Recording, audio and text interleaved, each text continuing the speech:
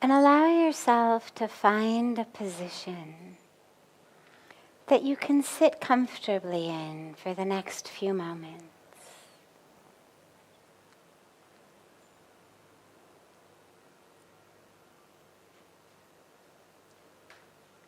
And as the body becomes stable and balanced, allow the awareness to pull inward.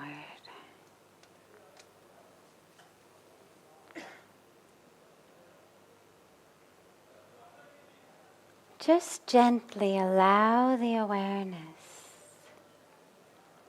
to unhook itself from all of that which is happening in the world around you.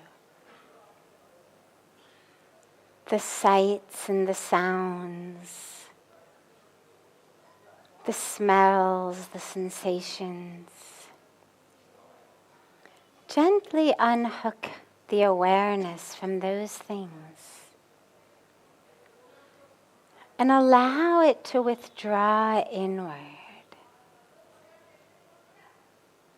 until the awareness is fully immersed into your breath.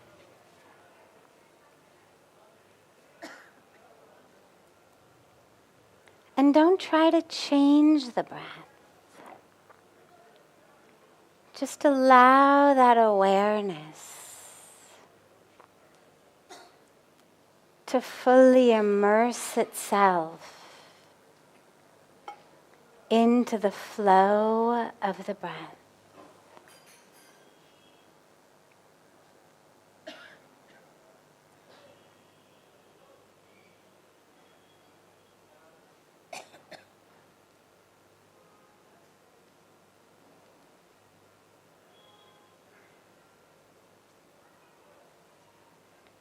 If the mind gets distracted or attracted by some sound or some thought or some sensation, just gently draw it back to the breath.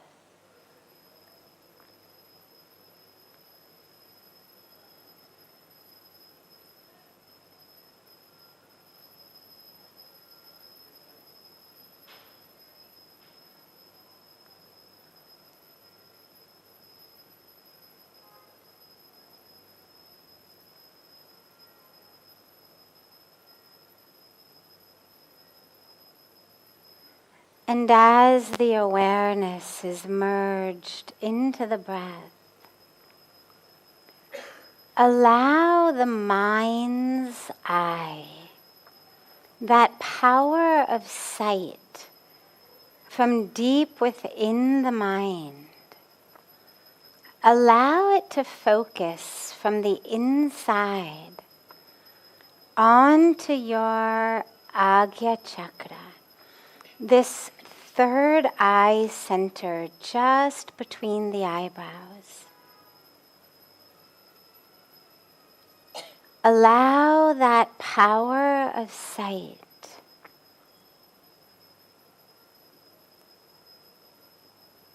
to shine its light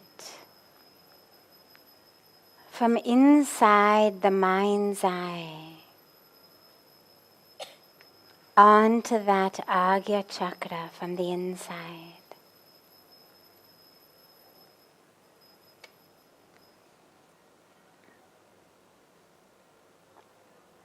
And as you feel that power of sight pouring into the third eye, don't force anything. Don't allow yourself to be distracted in thought or yearning, but simply allow that energy of sight to pour into the third eye. as your deep awareness stays anchored in the breath.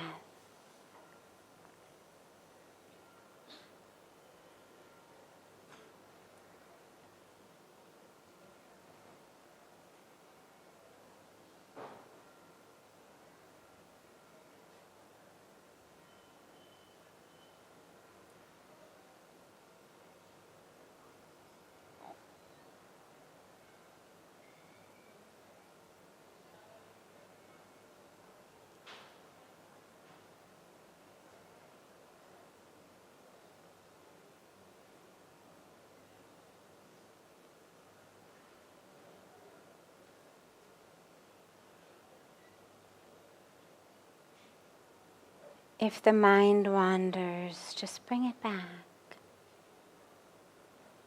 Back to the breath.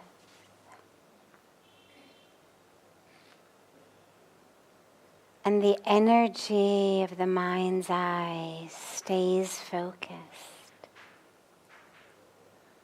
on that third eye center.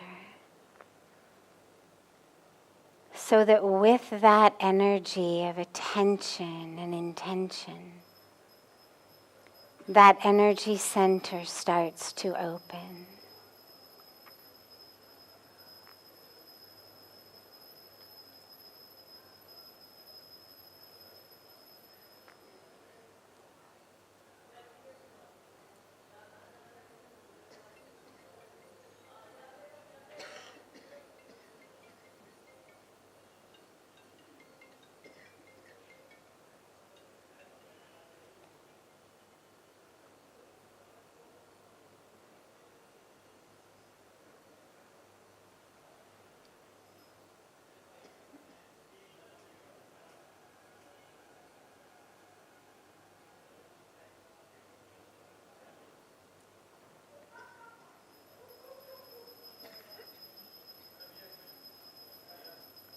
Slowly and gently, bring the palms of your hands together at chest level and rub them gently against each other.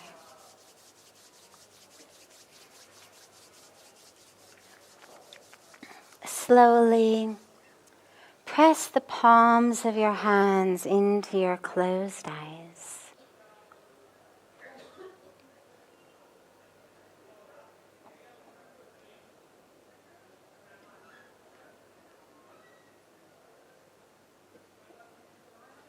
And then whenever you're ready, just lower your hands and open your eyes.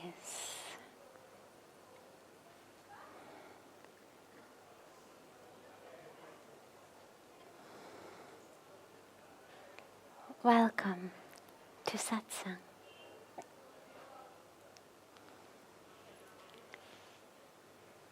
So beautiful to be here with you all.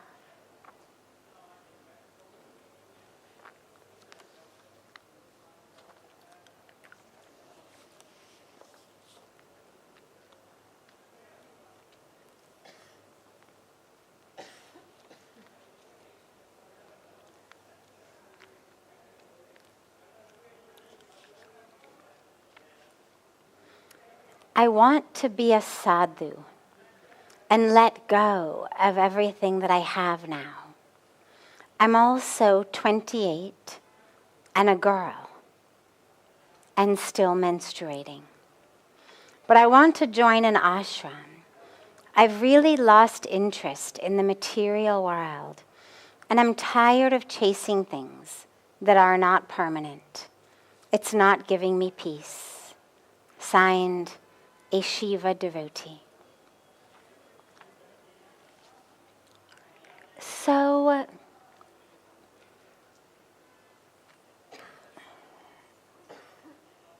your intention is beautiful.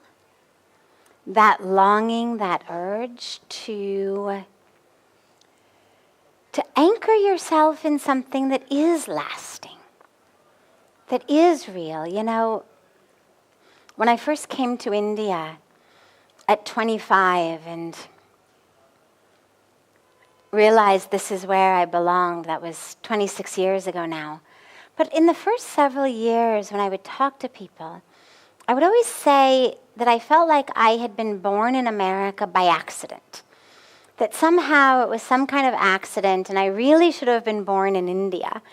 And, or maybe I had done something wrong, sort of sent me off to be confused for the first few decades of my life in this one. And having been born in India would have been better. But I realized as the years went by actually how incredibly perfect it was that I had been born in America, because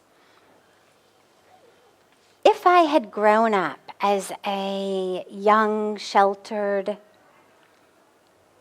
girl in India, I come from a beautiful family, an amazing family of a lot of privilege, a lot of opportunity, a lot of caring and sheltering in many ways. And if that had been an Indian family rather than an American family, I would, by the age of 25, I would have seen very little. I would have experienced very little. Now things are changing, but remember, I've been here more than a quarter of a century. I started growing up 51 years ago. So I would have been raised in a very different way. I would have been sheltered in a very different way.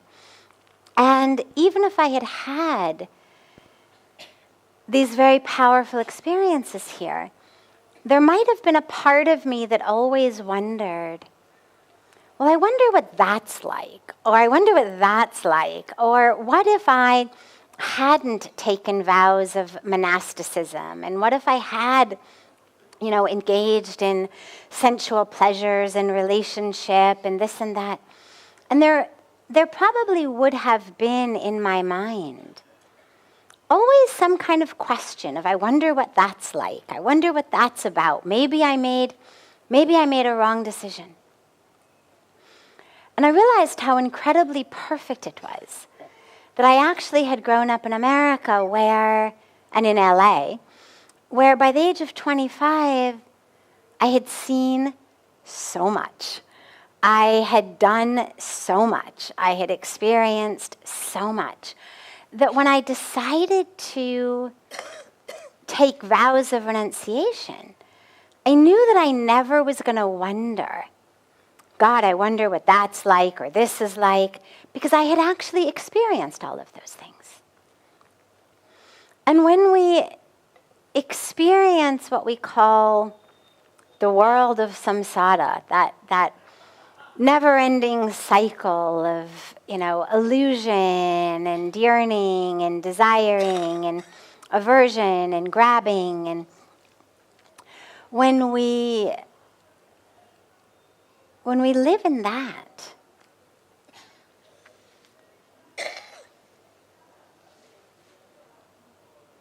we find ourselves chasing after what we think is going to bring happiness. But of course it never does.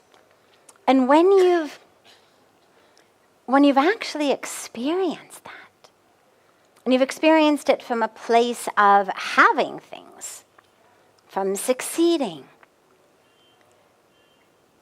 very quickly, if you're plugged in, if you're tuned in internally, you realize very quickly this is not actually what life really is about. This actually is not giving me that joy, that peace, that meaning, that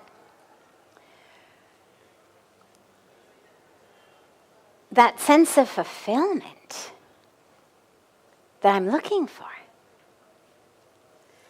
And so as the beautiful questioner, who's only 28, but growing up in a new India, or maybe she's not in India, maybe she's a Shiva devotee somewhere else, but she's, as we say, seen it, done it, been there. And when we have, it's very beautiful to realize, okay, I I don't want to waste any more time. I don't want to waste any more energy running after things that are not what's going to give me the real peace, the real meaning, the real joy. So, to a Shiva devotee, it's beautiful that you think like that. Ashrams are wonderful places. They are, of course, challenges as well. You know, sometimes people say, well, I'm tired of the challenges of the world. I want to come join an ashram. And I always say, well, you're just going to exchange one set of challenges for an entirely different set of challenges. An ashram is not a place that's devoid of challenges because challenges are in our mind. It's not the outer world that actually creates challenges. And wherever you bring yourself, there you are. So as long as you've got tendencies toward anger, tendencies toward jealousy, tendencies toward grabbing or aversion or ego or judgment or competition or lust or greed or all of the different, I don't like the word vices. It sort of implies that we, deserve to be locked up somewhere. They're tendencies of the mind. And they're tendencies that take us in a direction that we don't want to go in. So if you've got those tendencies of mind wherever you are, whether it's in a big city, whether it's lying on a Caribbean beach, or whether it's in an ashram, if your mind is there, you're going to still struggle with it. There's always going to be opportunities to feel angry, to want to grab, to want to push away, to compete, to judge, to have the ego play its games. So the ashram is a different kind of crucible in which you get burned, literally, in a whole different way. But in that burning, you get purified. It's like when a potter makes ceramics on a wheel and then they stick it in the kiln.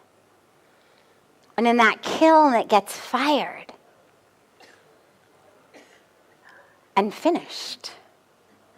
So by all means you are welcome in ashrams, and I would hope that most ashrams would welcome women, even young women.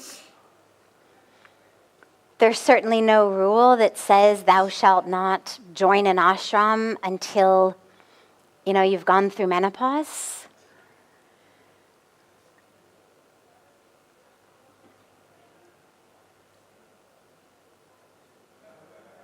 At this time of your life, though, there are going to be challenges. There's challenges at any time. But there's going to be challenges with family, we know that. There's going to be challenges with society, you know that. But if you're really sure, I would suggest going to an ashram, spending 2 weeks, a month, 6 weeks, 2 months, before you really decide that this is what you want to do. Because an ashram is not a place to run away to. It's a place to run toward. You don't want to join an ashram because you're fed up with the world. There's 2 ways to go anywhere. Either because you're pushing away the alternative and therefore you end up over here. So I'm pushing against the east, therefore I end up in the west. I keep pushing and pushing and pushing. If you push away Rishikesh in a southerly direction, you're going to end up in Delhi. Not because you necessarily were thinking for Delhi, you were just pushing away Rishikesh. But another way to go is instead of pushing away, you turn around and you move consciously, actively forward. And the way to join an ashram is consciously, actively forward. Not, I'm pushing away being fed up with the world, or I'm pushing away responsibilities and troubles. Because you'll just create more troubles. for yourself, for others. You should only join an ashram if you are really actively wanting to move toward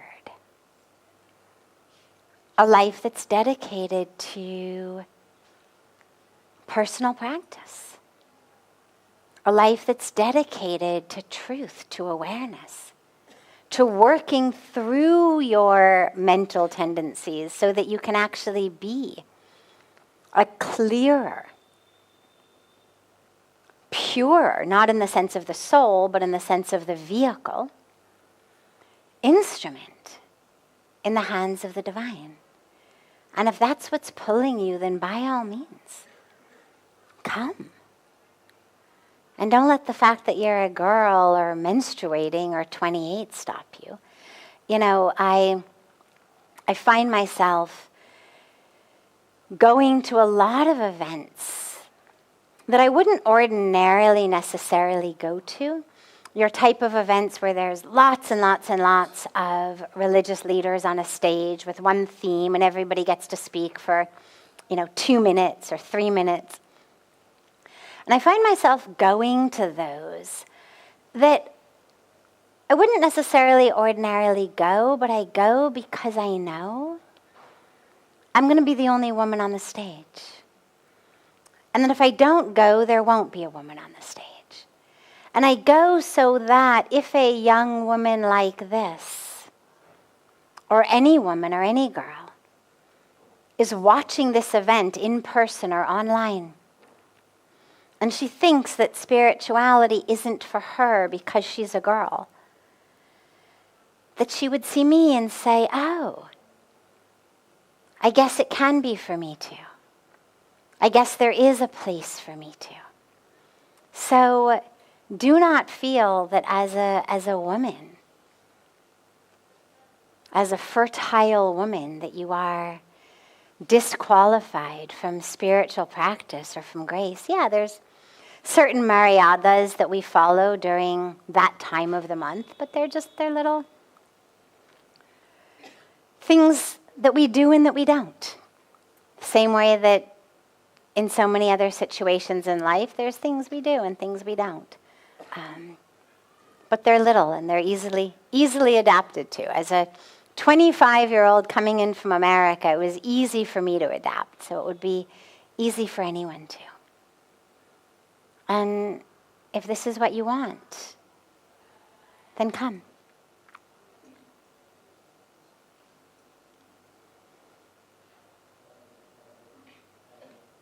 Other questions? Yeah, raise your hand. He'll bring you a microphone and then everyone can hear you. So it seems like it was really smooth for you. You didn't find challenges to adapt here at 25? Absolutely there were challenges. Excuse me if I misspoke that there were no challenges. What I mentioned was that adapting to the rules around what you can and can't do when you're menstruating were not such a challenge. Those were pretty easy. Don't touch this. Don't go here. I mean, it was easy. There were a lot of challenges. Some of the challenges had to do with adaptation, as in things were completely different than what I was used to. And some of the challenges had nothing to do with cultural adaptation and everything to do with the mind of my own ego. As I was saying to the woman who asked the earlier question, just because you decide to join an ashram, just because you may have, as I had, a deeply powerful, transformative experience of spiritual connection, of awakening, of whatever word you may use to describe it, that does not mean you're done. Sadly, it doesn't mean that in that moment, every mental habit, every sanskara, every programming, every aspect of your psyche suddenly gets washed away and, you are anger-free and desire-free and ego-free. It would be great if a deep spiritual experience were that kind of a package deal. It's much more such a powerful experience of the truth that it transforms how you understand yourself, and therefore it becomes that which you always want to get back to experiencing. But yeah, I remember I had been here, I don't know, maybe a year or so, approximately, give or take a few months. And someone said something, not directly to me, but to someone else that got back to me. And I was really upset, like all worked up, really upset, in a sort of how dare she type of thing. And I finally took it to Pujya Swamiji, because I was suffering. I didn't take it to him as a story of like, she did this, but I took it to him as in, I'm suffering. My peace is nowhere to be found because I'm so stuck in this mental game of what I've been told, so-and-so said. And he looked at me and he said, you are the stupidest smart person I've ever met.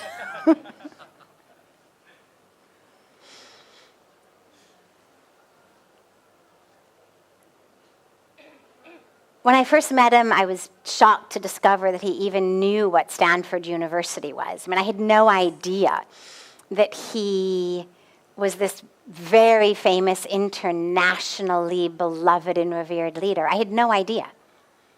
I walked in and had darshan of this incredible being who in my mind was just this amazing divine being sitting in this incredible corner of the world. The fact that he also traveled to America and had founded temples, and I had no idea. So when I found out that he actually knew what Stanford was, and he knew what a PhD meant, and he knew all of these things that seemed to me to be from such a totally different world, I was really shocked. But yeah, so he says to me, you are the stupidest smart person I've ever met. He said, how could you be that smart and be this stupid?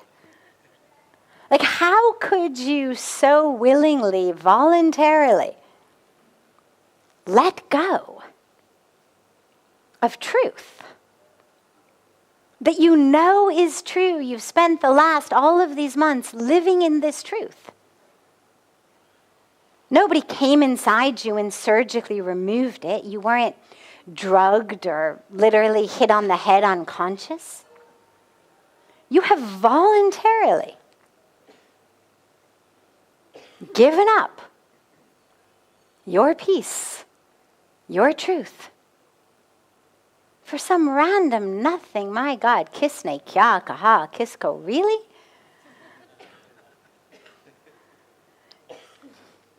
And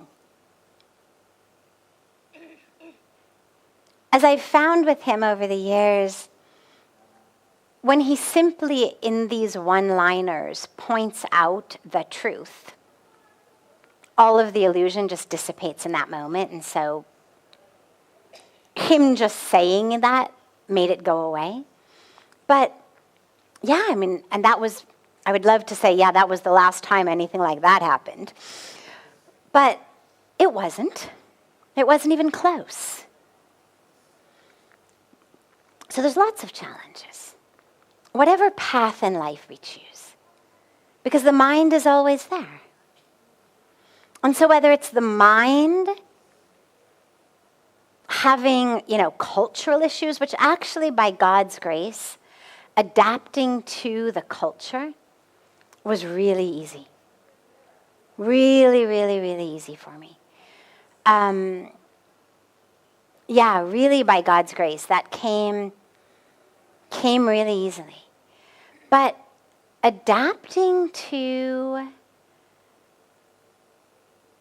working with my mind, adapting to having a guru who is a mirror of truth, and not an aider and abetter of the games of my own psyche? You know, we get so used to having people in our lives literally be enablers of our own way of thinking. Yeah, of course you should be upset. My God, kya samasya hai apne aap ko? Chalo main baat karunga. Right? I mean, so many people in our lives, meaning well, aiming to make us happy, aiming to make us feel supported, actually are just enablers of our own disease. But having a guru who was not an enabler, who was not going to sit there and say, oh yeah, oh, you poor thing, that was such a mean thing for her to say. You know, come here and cry in my lap. Right? I mean, he was not going to go there. And those were challenges. Because when you're used to having had your ego stroked and massaged, and so the challenges were much more that. Being celibate is a challenge. Being a disciple is a challenge. Being a woman in essentially a man's world is a challenge. But those are the types of challenges that whatever path we choose in life, there's choices that we have to make. And we always have to adapt and learn and change.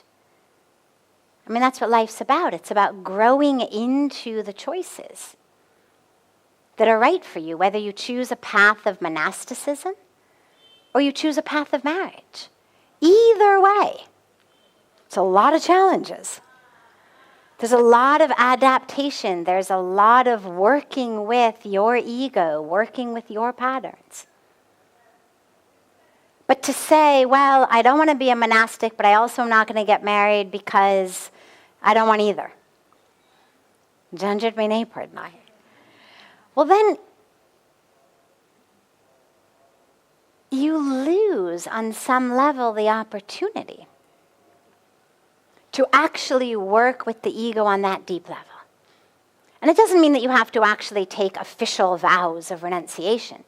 But there needs to be, I think, in our own lives, not hanging out in limbos, where we do make choices, we do make decisions, we move forward on a path that calls to us, that speaks to us, that feels like our dharma, even when it's full of challenges. Because in those challenges are when we have the opportunity to learn. Really learn. And open ourselves up. When I remember, tying a sari was a challenge.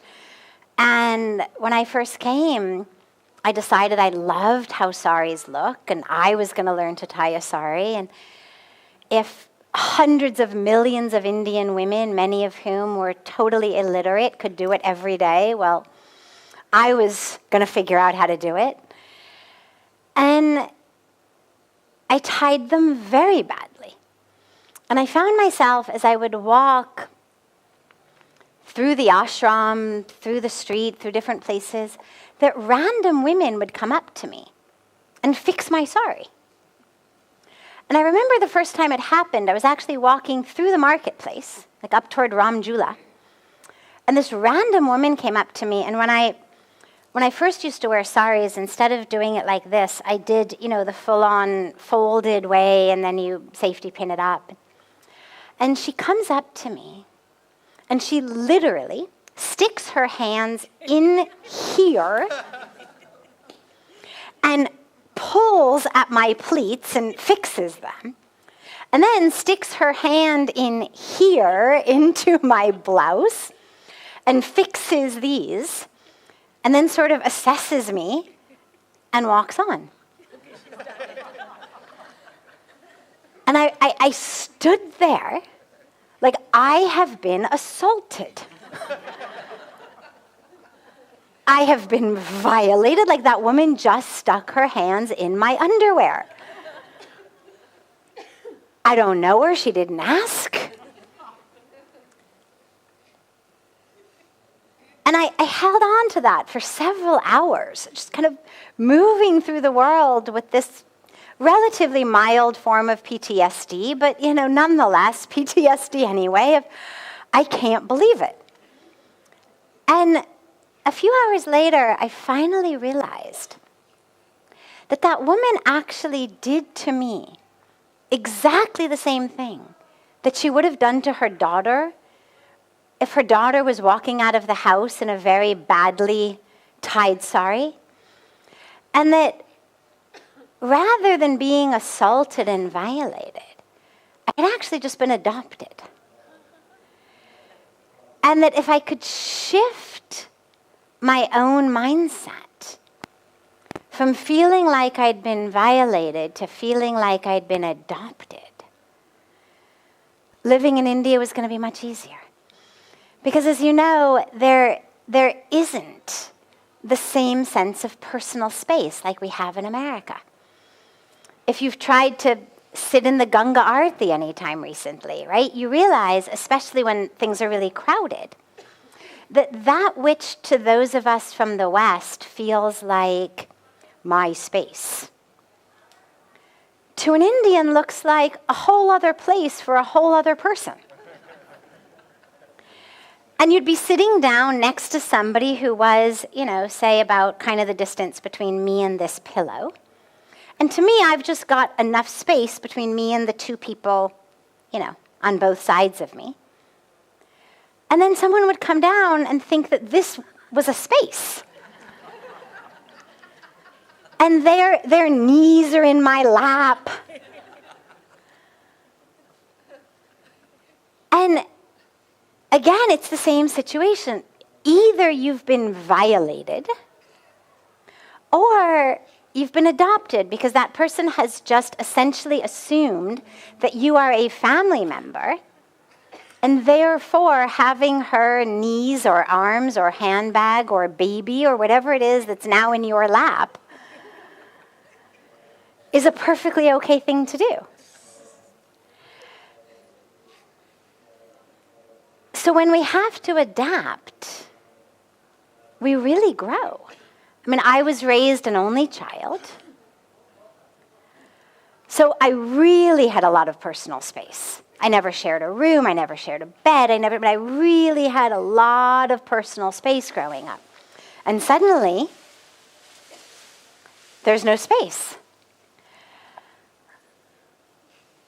And then you adapt. And what ends up happening is you expand to an awareness that actually everybody is your family. And how beautiful. And the fact that everybody says, bye or Ben or Didi or Chacha or Dee, whatever they say next to your name, that you're the sister or the brother or the aunt or the uncle, that's really how the culture operates. So all of the challenges, monkeys in the trees, for example, package deal of life in India. You adapt. Yeah, cows, whatever it may be. And in the adaptation, you realize that you're not actually nearly as fragile as you thought you were. That actually you don't really need quite so much space. That you don't really need things to be quite exactly as you want them to be. And that there's a way of letting go into the flow of the universe. Yeah. Other questions?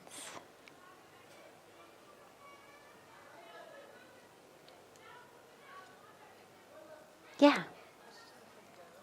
Just one sec. It was a question from Sattva for Joe about the rise of the Divine Feminine. Ah, yes.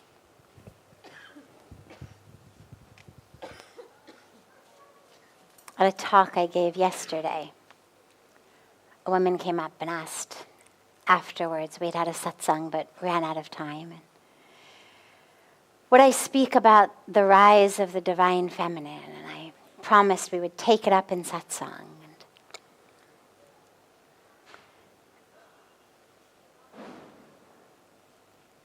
There's always been the deep presence and power of the divine feminine. I mean, Hinduism, Sanatan Dharma, is a tradition that has always worshipped the divine feminine. Whether you look at mantras, if you look at the actual mantras that we chant, we say, Tvameva Mata, Chapita Tvameva. You are, oh God, you are the mother. Then you are the father, you are the guru, you are the friend. When we pray at the end of Arti, and we say, Dharti Mata Ki Jai, Go Mata Ki Jai, Ganga Mata Ki Jai. It's all Mata, Mata, Mata. It's all Mother. Mother Earth, Mother Nature. It's all Mother. If you look at the actual language, unlike English, Hindi's got words that are masculine and feminine, like Spanish or French or so many other languages. And the word for creation, Shrishti, feminine. The word for nature, Prakriti, feminine. The word for the energy of creation, the energy of everything, the energy of creation, sustenance, dissolution, the energy of everything that the divine does, Shakti, feminine. So the creation itself is feminine. Nature that has been created is feminine. The energy with which it is created, sustained, dissolved, feminine. When we pray to God and take God's name, we take the female first. We say Lakshmi Narayan. We say Sita Ram. We say Radha Krishna. So it's actually a culture in which, from the core, from the essence, from the beginning, although we say it's eternal with no beginning, there has been a reverence of the divine feminine.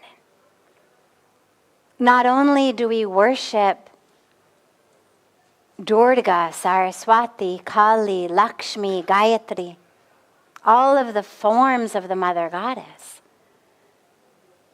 but we also have these days, 18 days a year, 9 in the springtime, 9 in the autumn, dedicated exclusively to the worship of the Mother Goddess. I don't actually know of any other tradition like that. So it's there. The dilemma that has happened across the world over, I don't know whether it's been hundreds or thousands of years. I'm not a sociologist or historian in this way or anthropologist in this way. But I would imagine that it's been, and I'm just guessing here, but I would imagine that it's been since days of hard labor work where it wasn't something that women could necessarily do as well as men. That there's been perhaps a sense of not just division of labor, but that which over time became more of something that's seen as a hierarchy. It's better if you are a man because then you can do this. And if you're a woman, you can't, and therefore that is lesser. I would imagine that that has creeped into our society around aspects of that. But again, I don't know. I don't know how or when it arose, but I know that it's not part of the core teachings. What's happened over the last many, many, many decades, but even going back going back even before the last century, where with women getting the right to vote, is there have been movements. There have been movements around equality. There have been movements around, whether we say feminism or whatever word we may use, but words around the awareness that this actually isn't right, and it's not right in society. And slowly, slowly, slowly we're seeing change. And as we're seeing change in our societies, we're seeing also change in how people worship spiritually. Now again, this is not true with ancient and indigenous traditions. It's not true in Hinduism. They've never stopped worshiping the divine feminine. It's not true in the indigenous religions anywhere in the world. But in our more, Western societies, culture meets religion, where there's been suppression and subjugation and oppression, as women are rising in society, simultaneous to it, and I don't know if it's causational or they just go together, there's been also a beautiful rise in people looking for an aspect, an embodiment of the divine that is feminine. And that's beautiful. Because here's what's interesting. The divine feminine is not only present in the bodies of actual females. It's present in everyone. So when we talk about the need for the rise of the divine feminine, it's not just a rallying call for women of the world unite.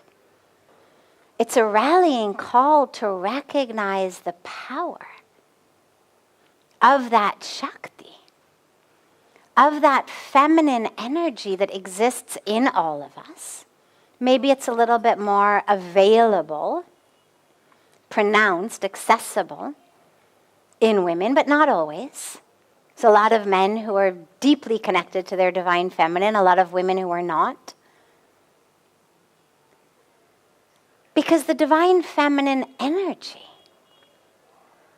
is an energy that is not only different, but it's an energy that's critical. And so we are great proponents of worship of the divine feminine, both from a spiritual level, in terms of prayers and pujas and ceremonies and whatnot, but also in terms of the actual women and girls in human bodies here on earth as embodiments of that.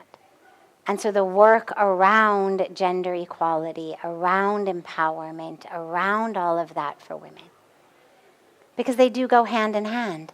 As we remind people every Navaratri, when you worship Mother Durga, Ma Durga or Ma Saraswati, Ma Lakshmi in the mandir, and then you come home and you abuse your wife or your daughter or your sister or the women in your company or the women in the community,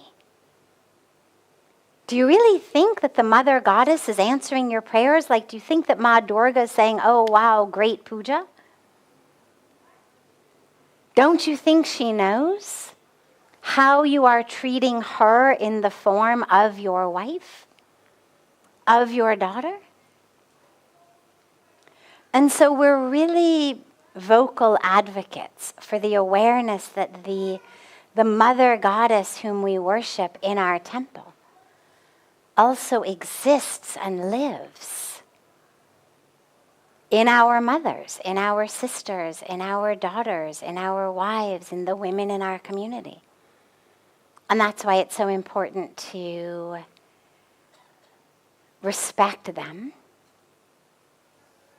to honor them, to celebrate them, and to celebrate differences. Not to celebrate their ability to become like men, not to celebrate their right to be like men, but to celebrate the women that they are and how that's different from what our men give us. So yeah, it's happening. It's happening spiritually and it's happening in the world. But it definitely needs all of us together.